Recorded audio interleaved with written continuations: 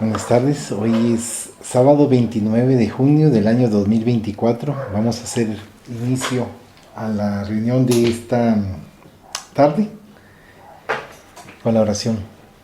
Rogamos al Señor Dios Omnipotente que nos envíe buenos espíritus para asistirnos, aleje a los que pudieran inducirnos en error, que nos conceda la luz necesaria para distinguir la verdad de la impostura. Apartar también a los espíritus malévolos, encarnados o desencarnados, que podrían intentar poner la discordia entre nosotros y desviarnos de la caridad y amor al prójimo. Si alguno pretendiese introducirse aquí, hacer que no encuentre acceso en el corazón de ninguno de nosotros. Buenos espíritus que ordinad venir a instruirnos, hacernos dóciles a vuestros consejos, apartarnos de todo pensamiento de egoísmo, de orgullo, de envidia y de celos, inspirándonos indulgencia y benevolencia para nuestros semejantes, presentes y ausentes, amigos y enemigos. Así, en fin, que en los sentimientos de que nos sintamos animados reconozcamos vuestra saludable influencia. Dad a los médiums a quienes encarguéis de transmitirnos vuestras enseñanzas la conciencia de la santidad del mandato que les ha sido confiado, de la gravedad del acto que van a cumplir, con el fin de que tengan el recogimiento, el fervor y el recogimiento necesario. Si en la asamblea se encontrasen personas que fuesen atraídas por otro sentimiento que no sea el del bien, abrid sus ojos a la luz y perdonarles así como nosotros les perdonamos si vinieren con malas intenciones. Rogamos especialmente al Espíritu de Genaro Valladolid, nuestro guía espiritual, que nos asista y vele sobre nosotros. Que así sea. El día de sábado estamos leyendo el libro Camino, Verdad y Vida por el Espíritu Emmanuel y dictado al medium Francisco Cándido Javier. Hoy nos toca el numeral 169, en el marco real. Yo les he dado tu palabra y el mundo los aborreció, porque no son del mundo, como tampoco yo soy del mundo. Jesús, Juan 17:14. Aprendices del Evangelio, esperando facilidades humanas, constituirán siempre asambleas de engañados voluntarios. El Señor no prometió a los compañeros sino un continuo esfuerzo contra las sombras hasta la victoria final del bien. El cristiano no es flor de adorno para iglesias aisladas. Es la sal de la tierra, fuerza de preservación de los principios divinos en el santuario del mundo entero. En este particular, la palabra de Jesús no ofrece ninguna duda. Si alguno quiere venir en pos de mí, renuncie a sí mismo, tome su cruz y sígame. Amad a vuestros enemigos, orad por los que os persiguen y calumnian. Bendecid a los que os maldicen, prestad sin esperar que os paguen. No juzguéis para que no seáis juzgados. Entre vosotros el mayor será el servidor de todos. Buscad la puerta estrecha, y ahí que os envío como ovejas en medio de los lobos. En el mundo tendréis tribulaciones. Mediante afirmaciones tan claras, es imposible esperar en Cristo a un donador de vida fácil. Nadie se aproxime de Él sin el deseo sincero de aprender a mejorarse. Si cristianismo es esperanza sublime, amor celeste y fe restauradora, es también sacrificio y perfeccionamiento incesante. Comprobando sus lecciones divinas, el Maestro Supremo vivió sirviendo y murió en la cruz. Numeral 170. Dominio espiritual. No estoy solo, porque el Padre está conmigo. Jesús, Juan 16:32. En los momentos difíciles, la criatura humana demuestra siempre dónde se localizan las fuerzas exteriores que le subyugan el alma. En las grandes horas de testimonio, en el sufrimiento o en la muerte, los avaros claman por las posesiones efímeras. Los arbitrarios exigen la obediencia de la que se juzgan acreedores. Los supersentimentalistas reclaman el objeto de sus afectos. Sin embargo, Jesús, en el campo supremo de las últimas horas terrestres, se muestra absoluto Señor de sí mismo, enseñándonos la sublime identificación con los propósitos del Padre como el más avanzado recurso de dominio propio. Unido naturalmente a las diversas fuerzas, en el día del Calvario no se prendió a ninguna de ellas. Atendía al gobierno humano lealmente, pero Pilatos no lo atemoriza. Respetaba la ley de Moisés, sin embargo, Caifás no lo impresiona. Amaba enternecedoramente a los discípulos. Con todo, las razones afectivas no dominan su corazón. Cultivaba con admirable devoción su trabajo de instruir y socorrer, curar y consolar. No obstante, la posibilidad de permanecer nos subyuga su espíritu. El acto de Judas no le arranca maldiciones. La ingratitud de los beneficiados no le provoca desesperación. El llanto de las mujeres de Jerusalén no le entibia el ánimo firme. El sarcasmo de la multitud no le quiebra el silencio. La cruz no le altera la serenidad. Suspendido en el madero, ruega el perdón para la ignorancia del pueblo. Su lección de dominio espiritual es profunda e imperecedera. Revela la necesidad de que seamos nosotros mismos, en los trances más escabrosos de la vida, con la conciencia tranquila, elevada a la divina justicia y con el corazón fiel, dirigido por la voluntad divina. Numeral 171, palabras de madre. Su madre dijo a los que servían: haced todo cuanto él os dijere. Juan 2:5. El Evangelio es un derrotero iluminado del cual Jesús es el divino centro. En esta carta de redención, rodeando su figura celestial, existen palabras, recuerdos, dádivas e indicaciones amorosas de los que fueron sus legítimos colaboradores en el mundo. Recibimos los recuerdos amistosos de Pablo, de Juan, de Pedro, de otros compañeros del Señor que no podemos olvidar. Asimismo, tenemos en el documento sagrado reminiscencias de María.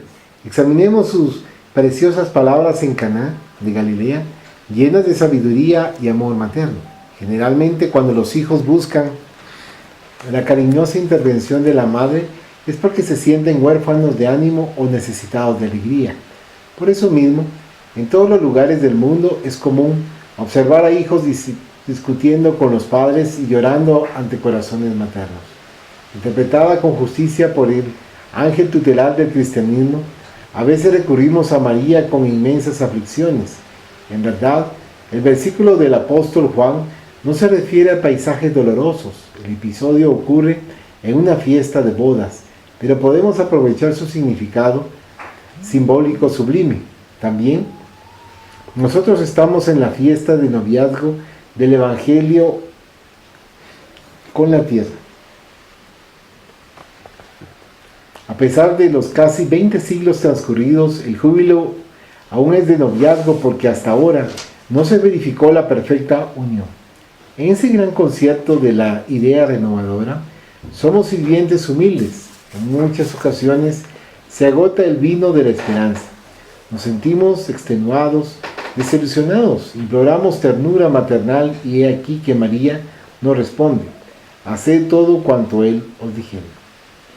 El consejo es sabio y profundo y fue expresado al principio de los trabajos de salvación. Escuchando semejante advertencia de nuestra Madre, meditemos si realmente estaremos haciendo todo cuanto el Maestro nos dice. ¿Ningún comentario? Numeral 172. Lágrimas. Venid a mí, vosotros que estáis cansados y oprimidos, y yo os aliviaré. Jesús, Mateo 11:28. Nadie como Cristo esparció en la tierra tanta alegría y fortaleza de ánimo.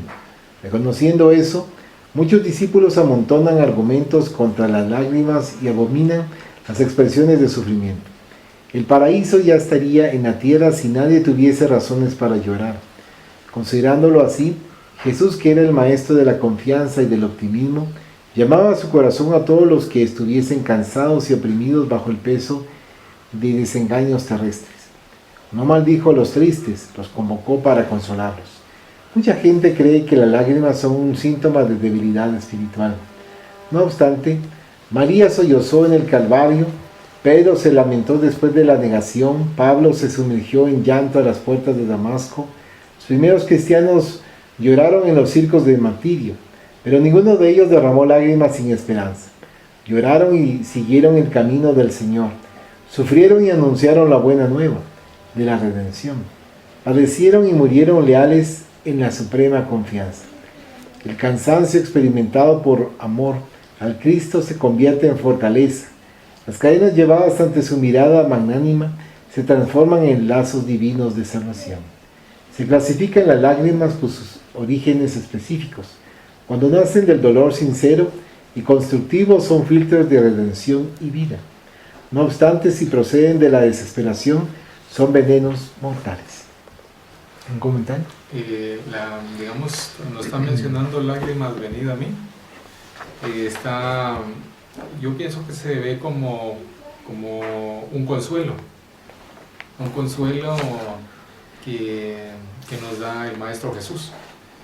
Y hay otra parte en la que se menciona que hay quienes ven las lágrimas como una debilidad. Y yo eso lo analizo o me hace pensar, mejor dicho, en cuando a veces hay quienes dicen, no, es que yo no digo lo que siento porque no soy débil. No, es que yo no estoy llorando, sino que me tengo que esconder porque eso es debilidad, y eso no es debilidad. En cierta manera, estar expresando los sentimientos a través de lo que se dice, o a través del estado de ánimo, a través de las lágrimas, también no es debilidad el estar uno externando los sentimientos. Al contrario, es una manera en la que uno se puede ir fortaleciendo, porque como que se va quitando una carga de sentimientos que quedarían reprimidos si uno se está ocultando. Y también muchas veces se necesita ayuda, se necesita consuelo, pero si estamos con una cara de acero, una expresión de acero o de fortaleza falsa, ¿cómo van a saber los demás que estamos necesitando consuelo? Y entonces me hacía pensar en eso. Y también la otra cosa es un error, considero, que no sé si tendrá siglos, lo de decir que los hombres no lloran. Muchas veces por desconocimiento y por la educación equivocada que nos han dado desde hace varias generaciones, el hombre se reprime en las lágrimas. No, es que los hombres no lloran. Eso no es cierto, somos espíritus encarnados. Y no quiere decir, es que uno sí puede llorar y otro no. Eso no es así. Tanto hombre como mujer pueden llorar. Estamos hablando lógicamente de la sinceridad. Aparte de la gente que es hipócrita y que se pone a estar manipulando, ya sea hombres o mujeres, a través de lágrimas, ¿verdad? Entonces mencionaba lo de que muchas veces también, si el hombre cree en esa equivocación de que los hombres no lloran, eso le puede provocar una enfermedad por estar, digamos, reprimiendo ese sentimiento o esa manifestación de sentimiento. Se puede producir tal vez algún tipo de enfermedad psicosomática, o sea que se va somatizando en el cuerpo, solamente. Muchas gracias. Dice en el numeral 173, celo del bien. ¿Y quién es aquel que os podrá hacer daño si fueseis celosos del bien? 1 Pedro 3:13. Temer a los que practican el mal es demostrar que el bien no se enraizó en el alma convenientemente. La interrogación de Pedro se reviste de un enorme sentido. Si existe un sólido propósito de construir el bien en tus caminos, si eres cuidadoso en su práctica, ¿quién movilizará un poder tan grande como para anular las edificaciones de Dios? No obstante, el problema reside en la necesidad de entendimiento. Somos aún incapaces de examinar todos los aspectos de una cuestión, todos los contornos de un paisaje. Lo que hoy nos parece la felicidad real puede ser mañana un cruel desengaño. Nuestros deseos humanos se modifican bajo los chorros purificadores de la fuente evolutiva. Urge pues amar la ley divina, reflexionar sobre sus principios sagrados y someternos a sus superiores designios, trabajando incesantemente para realizar el bien donde quiera que estemos. Las susceptibilidades personales, las falsas necesidades, los prejuicios solidificados operan muchas veces la ceguera del espíritu. Proceden de ahí inmensos desastres para todos los que guardan la intención de hacer el bien, dando empero oídos al personalismo inferior. Quien cultiva la obediencia al Padre en el corazón sabe encontrar las oportunidades de construir con su amor. Por tanto, si alcanza la comprensión legítima, no pueden temer el mal. Nunca se pierden en la sequedad de la exigencia ni en los desvíos del sentimentalismo. Para esas almas que encontraron en lo íntimo de sí mismas el placer de servir sin indagar, los fracasos, las pruebas, las enfermedades y los obstáculos son simplemente nuevas decisiones de las fuerzas divinas relativas a la tarea que les atañe, destinadas a conducirles hacia la vida mayor. Celo del bien. ¿Un comentario? No, está bien así. Gracias. Dice en el numeral 174, el pan de cada día. El pan nuestro de cada día, dándolo hoy. Jesús, Lucas 11:3. ¿Ya pensaste en el pan de cada día?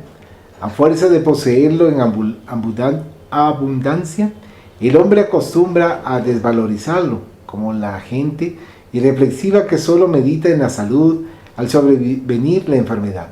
Si la mayoría de los hijos de la tierra estuviesen a la altura del prestarle atención a la gratitud en sus aspectos reales, bastaría el pan cotidiano para que no le faltasen a las colectividades terrestres perfectas nociones de la existencia de Dios.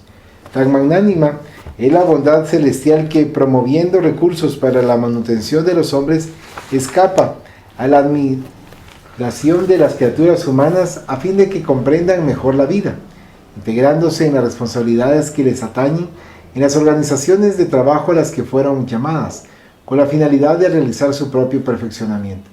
El Altísimo deja a los hombres que crean que el pan terrestre es conquista de ellos, para que se perfeccionen convenientemente en el don de servir. No obstante, el pan de cada día para todas las reflexiones del mundo procede de la providencia divina. El hombre cavará el suelo, esparcirá las simientes, defenderá al servicio y cooperará con la naturaleza, pero la germinación, el crecimiento, el florecimiento y la fructificación pertenecen al Todo Misericordioso. En el alimento de cada día prevalece una sublime enseñanza de colaboración entre el Creador y la criatura, pero raras son las personas que se disponen a observarla. El hombre se esfuerza y el Señor le concede las utilidades. El siervo trabaja y el Altísimo bendice su sudor. Es en ese proceso de íntima cooperación y natural entendimiento en el que el Padre espera cosechar un día los dulces frutos de perfección en el espíritu de los hijos. ¿Algún comentario? Eso me hacía recordar la parte donde decía que no solo de pan vive el hombre. Considero que hay que tener cuidado en el sentido de que efectivamente esta frase de que no solo de pan vive el hombre, sino que de las enseñanzas, también es importante que si no tenemos bien satisfecha la necesidad material de comer o de tener satisfecha el hambre, lógicamente no vamos a estar con la energía, con la fuerza y con la concentración necesaria para poder estar alimentándonos de las enseñanzas. Como se mencionaba aquí, es importante el pan de cada día y también el agradecimiento que se tiene que tener, no solo cuando hay momentos difíciles o cuando está faltando ese pan de cada día, sino que gracias por tenerlo y que lo puedan tener los demás. Solamente. Muchas gracias, Rucho. En el numeral 175 dice cooperación. Y él respondió: ¿cómo podré entender si alguien no me enseña? Hechos 8:31. Desde la llegada de Jesús, el movimiento de educación renovadora para el bien es de los más impresionantes en el seno de la humanidad. En todas partes se levantaron templos, se divulgaron libros portadores de principios sagrados, se percibe en toda esa actividad la actuación sutil y magnánima del Maestro que no pierde ocasión de atraer a las criaturas de Dios hacia el infinito amor. Pero, dentro de ese cuadro bendito de trabajo, se destaca la cooperación fraternal que el Cristo nos dejó como norma imprescindible para la propagación de la luz eterna del mundo.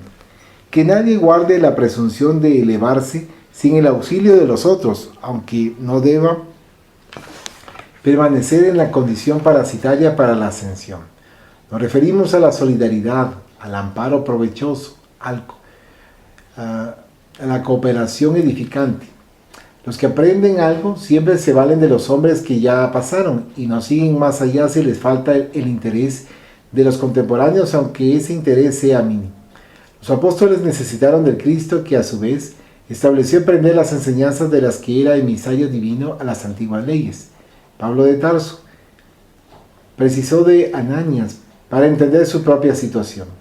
Observamos en el versículo anterior, extraído de los Hechos de los Apóstoles, que Felipe se encontraba despreocupado cuando un ángel del Señor lo mandó hacia el camino que descendía de Jerusalén a Gaza.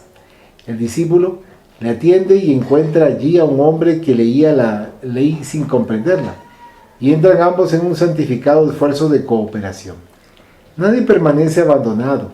Los mensajeros de Cristo socorren siempre, aún en los caminos más desiertos, pero es necesario que el alma acepte su condición de necesidad y no desprecie el acto de aprender con humildad, pues no debemos olvidar a través del texto evangélico que el mendigo de entendimiento era el mayordomo de la reina de los etiopíes, superintendente de todos sus tesoros. Aparte de todo eso, él iba en carro y Felipe a pie. ¿Algún comentario? Era, digamos, cómo aprender si no se me enseña. Aquí, digamos, podemos ver, por ejemplo, lo que se mencionaba, que hay quienes tienen una capacidad de aprender sin que alguien les esté enseñando, pero no todos tienen las mismas capacidades. Entonces hay otros a los que sí les hace más difícil, entonces hay que enseñarles. Entonces me venía a la mente cuando a veces alguien dice, hacer las cosas como tienen que ser, porque te equivocaste. Entonces vengo yo y le pregunto, mira, pero ¿en qué me equivoqué? Y su respuesta es, usa tu lógica. Pero si yo me equivoqué, mi lógica no está en la solución, mi lógica está en el error que yo cometí. Por más que yo lo intente y esté usando mi lógica, como me dijeron, usa tu lógica, voy a seguir viendo las cosas con el error con el que las cometí. Entonces, ahí estamos viendo que no me está enseñando, entonces no puedo yo aprender. Pero si, digamos, me dice, mira, el error que cometiste fue por tal y tal cosa, ahí estoy aprendiendo yo la lógica como tiene que ser. Pero si solo me dice usa tu lógica, voy a pensar y pensar y pensar y no voy a llegar a la solución. Entonces hay que tener cuidado porque ese es el error de los guías, entre comillas. O sea, estoy hablando de los encarnados, ¿va? Que a veces le dicen a uno, no hombre, si solo analiza, solo usa tu lógica, pero a veces uno no llega a ese punto. Sea porque uno no tenga esa capacidad o porque está uno tan equivocado en el error que está muy alejado de la solución. Es solamente. Muchas gracias. Vamos a continuar con la lectura. Aquí en el numeral 176. Lección viva. Duro es este discurso. ¿Quién lo puede oír? Juan 6:60. El cristianismo es la suprema religión de la verdad y del amor, convocando a los corazones para llegar a una vida más elevada. En vista de que el término religión debe traducirse como religación, es primordial que nos volvamos hacia Dios, religándonos al campo de la divinidad. Jesús presentó su plataforma de principios inmortales, rasgó los caminos, no engañó a nadie con relación a las dificultades y obstáculos. Es necesario, esclareció el Señor, que neguemos la vanidad propia, arrepentirnos de nuestros errores y convertirnos al bien. El evangelista señaló la observación de muchos de los discípulos. Duro es este discurso. ¿Quién lo puede oír? Sí, efectivamente es indispensable romper con las alianzas de la caída y firmar el pacto de la redención. Es imprescindible seguir en los caminos de aquel que es la luz de nuestra vida. Para eso, las palabras brillantes y los artificios intelectuales no bastan. El problema es de quien puede oír el mensaje divino, comprendiéndolo con el Cristo y siguiendo sus pasos. ¿Algún comentario? Que el problema es de quien puede comprender el mensaje divino.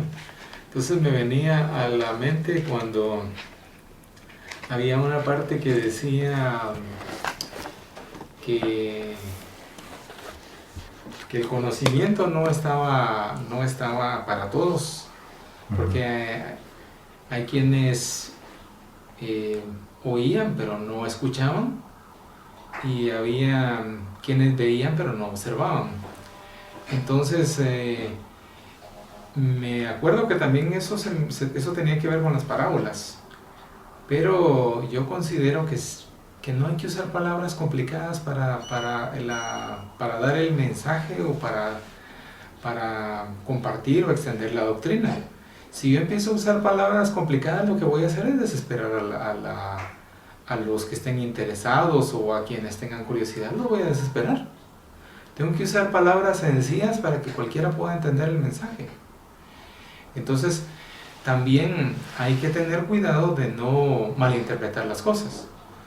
Porque, por ejemplo, es cierto que el que tenga ojos para ver, que vea, y el que tenga oídos para oír, que oiga, pero eso no quiere decir que nosotros vamos a ser egoístas usando palabras complicadas y haciendo que el mensaje no llegue a todos, porque si no, nosotros nos convertimos en acaparadores de la verdad, y eso no es así.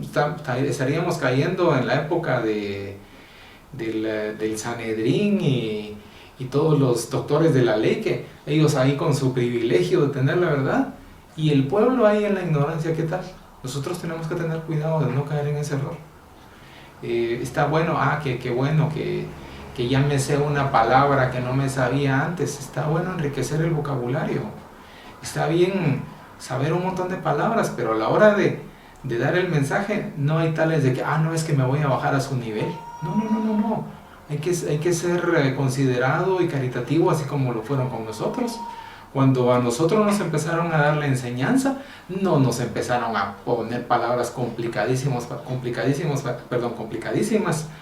para que cada palabra del diccionario, no. Tal vez cada 10 palabras o cada 100 palabras y de ahí diccionario, pero no cada palabra. Solamente. Muchas gracias. Vamos a continuar con la lectura en el numeral 177. Opiniones convencionales. Respondió la multitud: demonio tienes, ¿quién procura matarte? Juan 7:20. No te adhieras excesivamente a los juicios de la multitud. El convencionalismo y el hábito poseen sobre él fuerzas vigorosas. Si toleras ofensas con amor, te llama combate. Si perdonas con desinterés, te consideran tonto.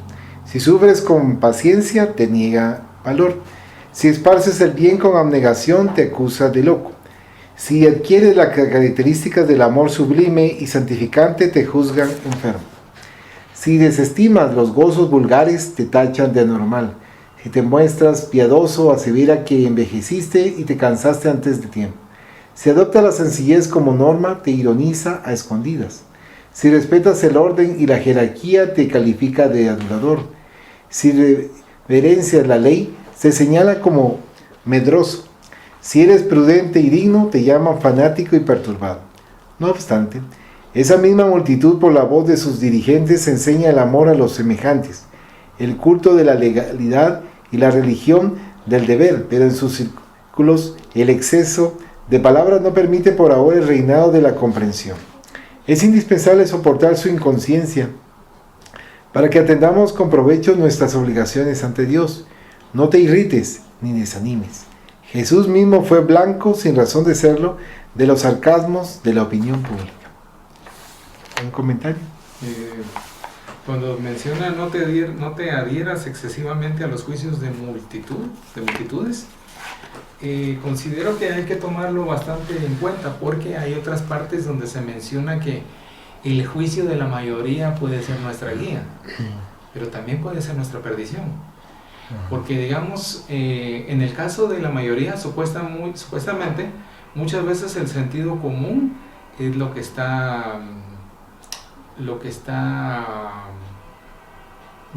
estaría sobresaliendo. Pero también se puede dar el caso, por ejemplo, en una escuela espírita, donde el director o los médiums o algún médium principal estén obsesados. Entonces, y peor aún, que estén fascinados y que sean juguete de los espíritus obsesores, y son digamos, como un puente para engaño y para manipulación. Pero vienen todos los que asisten a la escuela, digamos, y qué mensaje tan sublime, qué enseñanza tan especial, tan elevada. Pero puede ser que hayan unos cuantos, digamos, que el 10% o menos del 10% que se den cuenta de las cosas. Pero como son minoría, no se les hace caso. No, si ya saben cómo es Pepe, por ejemplo, y que siempre está ahí con esas sus ideas raras, ¿no? Entonces, ahí nos estamos dando cuenta que el juicio de la mayoría es problema. ¿Por qué? Porque la mayoría está engañada. Entonces hay que tener mucho cuidado en el sentido, digamos, de que no siempre el juicio de la mayoría va a ser un buen indicador, como nos lo está mencionando esto que acabamos de leer, donde que muchas veces la mayoría anda perdidísima y no nos vamos a guiar por eso. Siempre tenemos que estar muy atentos, solamente. Gracias. Continuando con la lectura, dice acá el numeral 178, la puerta divina. Yo soy la puerta, si alguien entra por mí se salvará. Jesús, Juan 10:9. En los caminos de la vida, cada compañero portador de una capacidad intelectual un poco más elevada se convierte naturalmente en una voz imperiosa para nuestros oídos. Cada persona que va delante de nosotros abre puertas a nuestro espíritu. Los inconformistas abren caminos a la rebelión y a la indisciplina. Los bellacos ofrecen paso al cautiverio en el que ejerzan dominación. Los escritores de asuntos banales suministran pasaporte hacia la provincia del tiempo perdido. Los maledicientes encaminan a quienes los oyen a fuentes envenenadas. Los viciosos quiebran las barreras benéficas del respeto fraternal, develando despeñaderos donde el peligro es incesante. Los perezosos conducen a la guerra contra el trabajo constructivo. Los perversos abren de par en par los precipicios del crimen. Aunque no lo percibas, varias personas te abren las puertas cada día a través de la palabra hablada o escrita, de la acción o del ejemplo. Examina donde entras con el sagrado depósito de la confianza. Muchas veces perderás bastante tiempo para volver a tomar tu propio camino. No nos olvidemos de que Jesús es la única puerta de la verdadera liberación. A través de muchas estaciones en el campo de la humanidad, es probable que recibamos provechosas experiencias obteniéndolas a costa de terribles desengaños, pero solo en Cristo, en el clima sagrado de aplicación de sus principios, es posible encontrar el bendito pasaje para la definitiva salvación. ¿Algún comentario? Sí, ahí, digamos, está mencionándose la puerta divina, que efectivamente es una situación que me hace recordar la puerta estrecha, donde se está hablando de las buenas acciones, los buenos pensamientos, los buenos sentimientos, los buenos deseos, que es una situación difícil, por eso es una puerta estrecha, pero no es imposible. Y se mencionaba también sobre la superioridad intelectual. Esta superioridad intelectual tiene que ser utilizada para ayudar a los demás, para compartir, digamos, con los que tienen menos alcance intelectual, para ayudarles. Y esta, digamos, superioridad intelectual se puede tomar también como un adelanto. Aunque sea superioridad intelectual que se está usando, digamos, se usa para aprender cosas de las ciencias materiales, por ejemplo. Entonces tenemos que el inventor de la pólvora, o el inventor también de la dinamita, fue alguien que quería ayudar a los mineros a que no estuvieran con tanto problema, sino que, digamos, usaban por ejemplo, esa dinamita, y con eso tenían más facilidad de poder hacer su trabajo. Pero mal utilizada la tecnología O sea, un intelecto mal utilizado es cuando se usa para hacer daño. Pero a pesar de eso es un adelanto intelectual, aunque se esté usando para hacer daño. Porque se están usando teorías de ciencia y de tecnología. Entonces, podemos tener el caso de alguien que no tenga mayor conocimiento de ciencia o tecnología, entonces tenemos un atraso intelectual, no necesariamente malo. Pero podemos tener el caso de estos genios del mal, que usan la tecnología para destruir y hacer daño, que sí están adelantados intelectualmente, sí están adelantados, pero son malos, porque moralmente sí están atrasados. Solamente. Muchas gracias. En el numeral 179 dice, el nuevo mandamiento. Un nuevo mandamiento os doy, que os améis unos a otros como yo os he amado. Jesús, Juan 13:34. La lectura superficial del texto induciría al lector a sentir en esas palabras del Maestro absoluta identidad con su enseñanza relativa a la regla áurea. No obstante, es preciso destacar la diferencia. Él ama a tu prójimo como a ti mismo, es distinto de que os améis unos a otros como yo os he amado. El primero instituye un deber, en cuya ejecución no es razonable que el hombre piense en la comprensión ajena. El aprendiz amará al prójimo como a sí mismo. Pero Jesús amplió la fórmula, creando el nuevo mandamiento en la comunidad cristiana. El Maestro se refiere a eso en la última reunión con los amigos queridos en la intimidad de los corazones. La recomendación que os améis unos a los otros como yo os he amado, asegura el régimen de la verdadera solidaridad entre los discípulos, garantiza la confianza fraternal y la certeza del entendimiento recíproco. En todas las relaciones comunes, el cristiano amará al prójimo como a sí mismo, pero reconociendo que en el hogar de su fe cuenta con hermanos que efectivamente se amparan unos a los otros. Ese es el nuevo mandamiento que estableció la intimidad legítima entre los que se entregan al Cristo, significando que en sus ambientes de trabajo hay quien se sacrifique y quien comprende el sacrificio, quien ame y se sienta amado, quien haga el bien y quien sepa agradecer. En cualquier círculo del Evangelio donde esa característica no señale las manifestaciones de los compañeros entre sí, los argumentos de la buena nueva pueden haber alcanzado los cerebros indagadores, pero aún no penetraron los santuarios de los corazones. ¿Un comentario? Aquí estaba mencionando lo del nuevo mandamiento, amar como yo os he amado, que es diferente al ama a tu prójimo como a ti mismo. Por ejemplo, ama a tu prójimo como a ti mismo.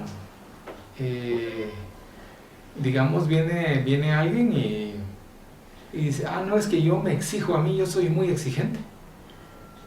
Y le va a exigir a los demás. Y no todo el mundo tiene la capacidad que tiene este ser que pretende que así como él se ha exigido a él mismo, que a los demás les va a exigir. Entonces, algunos puede ser que estén en su nivel, otros que le superen, pero otros que no lleguen a ese punto. Entonces, ahí ya no estoy siendo considerado, sino que estoy siendo desconsiderado. Entonces, por ejemplo, se podría prestar a esa situación porque se está hablando en ese caso de amar a mi prójimo como a mí mismo. Pero si yo si yo no me amo bien, entonces a mi prójimo no lo voy a amar bien. Si yo me amo a mí de forma equivocada y quiero aplicar esto de ama a tu prójimo como a ti mismo, voy a amar a mi prójimo de forma equivocada. Sin embargo, con esto del nuevo mandamiento que mencionaba, amad como yo os he amado, ahí no hay pierde. Ahí no hay pierde. Porque en el caso de como yo os he amado, o sea, en el caso de lo que está mencionando nuestro Maestro Jesús, ahí no hay nada que se pueda tachar, es completamente intachable, imposible que haya algo que se le pueda tachar.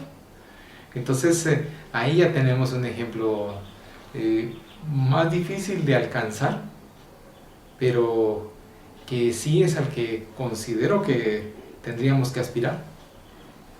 Porque ahí no hay error de que yo estoy, de que él, por ejemplo, yo me amo mal a mí, entonces si digo amo a mi prójimo como a mí mismo, voy a cometer errores con mi prójimo. Pero con esta guía de amar como yo os he amado, ahí no hay pierde, solamente. En este numeral 180 dice, hagamos nuestra luz. Así brille vuestra luz entre los hombres, Jesús, Mateo 5:16. Ante la gloria de los mundos evolucionados, de las esferas sublimes que pueblan el universo, el estrecho campo en el que nos agitamos, en la corteza planetaria, es un limitado círculo de acción. No obstante, si el problema fuese solo de espacio, nada tendríamos que lamentar.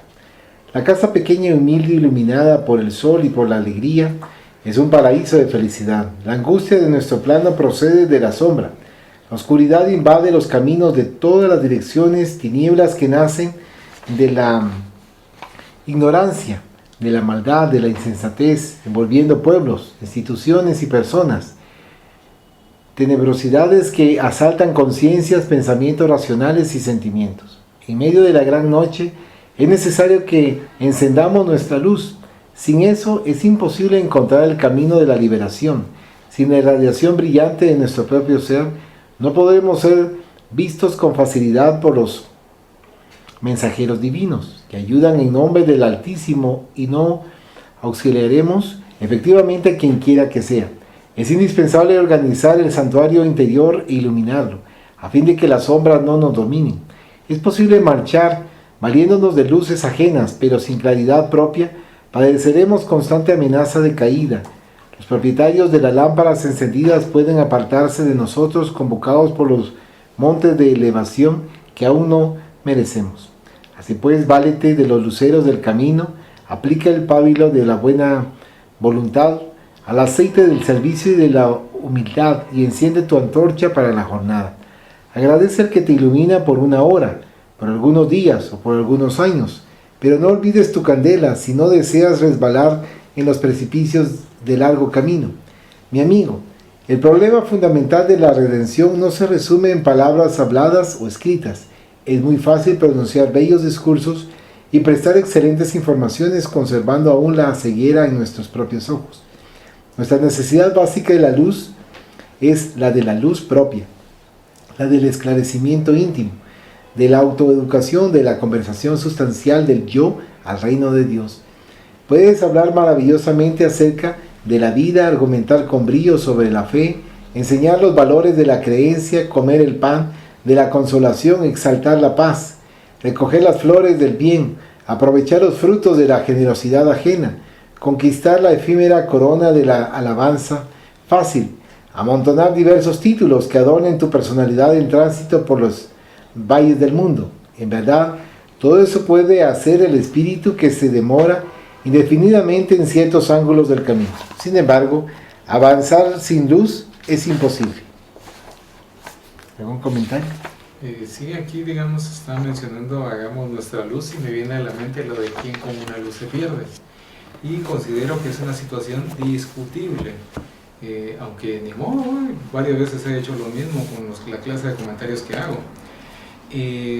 Por ejemplo, tenemos hermanos espíritas que están en el bajo astral o en el umbral. Tuvieron la luz y sin embargo se perdieron. Yo no estoy diciendo que por la luz se hayan perdido, sino que hay que tener mucho cuidado. Porque podemos tener la luz, pero no la aplicamos bien o no le ponemos la atención necesaria y nos podemos resbalar. También estaba viendo lo de que se mencionaba que también podía haber cierta ignorancia, maldad o insensatez. Aquí, por ejemplo, cuando está la situación de la luz, lo que yo considero es que, bueno, ignorancia tal vez no porque tenemos cierto conocimiento, maldad tampoco porque no tenemos precisamente el deseo de estar haciendo daño, pero sí puede haber insensatez, eso sí puede haber. Por ejemplo, vengo yo y estoy con mi teléfono, estoy escuchando algún mensaje espírita, o tal vez no es espírita, sino que de otra doctrina espiritual, y viene viene, digamos, un primo, por decir algo, y me dice, mira, ¿y eso que estás escuchando? A mí no me parece tal cosa, y pum, quita, y pum, vengo yo y quito el audio del celular para que ya no oiga. Ahí estoy escondiendo la luz. Ahí estoy siendo insensato. Entonces debo tener cuidado, pues nos debemos tener cuidado, perdón, con las acciones o las actitudes que estamos tomando, porque a veces estamos tan acostumbrados a nuestra insensatez que ni nos damos cuenta. Entonces, es parte de que hagamos nuestra luz, es de que estemos atentos a todo lo que va a salir de nosotros también, solamente. Muchas gracias. Bueno, es así como finalizamos el libro Camino, Verdad y Vida, por el Espíritu de Emmanuel, dictado a Francisco Cándido Javier. Vamos entonces a finalizar con la oración. Agradecemos a los buenos espíritus que han querido venir a comunicarse con nosotros y le rogamos que nos ayuden a poner en práctica las instrucciones que nos han dado y que hagan que al salir de aquí cada uno de nosotros se sienta fortificado en la práctica del bien y del amor al prójimo. Deseamos igualmente que esas instrucciones sean provechosas a los espíritus que sufren, ignorantes o viciosos, que hayan asistido a esta reunión y sobre los cuales imploramos la misericordia de Dios. Que así sea.